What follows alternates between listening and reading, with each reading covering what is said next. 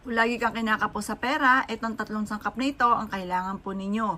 Basta sasabay nyo lalo ng sipag, tiyaga, at yan po ay walang imposible, makakamtan nyo ang inyong ninanais. Basta kapag ikay gumawa ng ganito, naniniwala ka kung ano man ang inyong mga winish, yan ay matutupad. Gawin nyo po ito ng Tuesday or Friday, or kaya sa umaga. Basta sa umaga nyo siya gagawin. Mas magiging powerful po ito pag sa umaga ginagawa na nakaharap ka sa gawing silangan. At tatlong sangkap na ito ay makakatulong upang sa ganon, ikaw po ay araw-araw or sunod-sunod ang blessing na darating. Kailangan lamang natin ng buo na dahon ng laurel. Ang dahon ng laurel for only wishes. At yan po ay labis-labis ang mga binibigay na blessing po niyan. Simple lang i-wish nyo, ang ibibigay niya ay grabing blessing. Ang asin naman ay mabisang pang cleansing. Yan po ay perpektong sangkap ang tatlong ito upang sa ganon, ikaw po ay magsunod-sunod na ang swerteng darating na bumibili ka ng mga pangangailangan ninyo at mapapansin ninyo na hindi ka nauubusan ng pera. Lalo na ang bawang. Nakoy, subok na po ito. Napakaswerte, lalo na sa pera. Ano pa pag pinagtambal natin itong tatlong ito?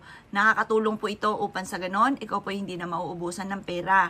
Ikaw po ay tumaya, maaaring ikaw ay manalo. O kaya kung ikaw may negosyo, maaaring ikaw po ay araw-araw na magkaroon ng malaking benta. Or kaya po, kung ikaw ay naghahanap ng trabaho, ay matatanggap ka kaagad sa inyo pong ina-apply ang trabaho. Or kaya kung ikaw po ay namamasukan na, ay maaaring ikaw ay ma-promote at madagdagan ng inyong kita. Ito po ay isa sa mga subok na ang tatlong sangkap na ito para ikaw po ay laging buenas, laging swerte. Araw-araw ang tuloy ng dating ng swerte po sa inyo. At kayo mismo ay magugulat dahil matapos nyo po itong gawin ay mababago ang takbo ng inyong pamumuhay. Basta pag ginawa nyo po ito, naka-mindset na po sa inyo na matutupad lahat ang inyong po mga pinapangarap. At yan nyo po itong ginagawa para kayo po ay maging matagumpay at mawala na ang mga kamalasan sa buhay ninyo.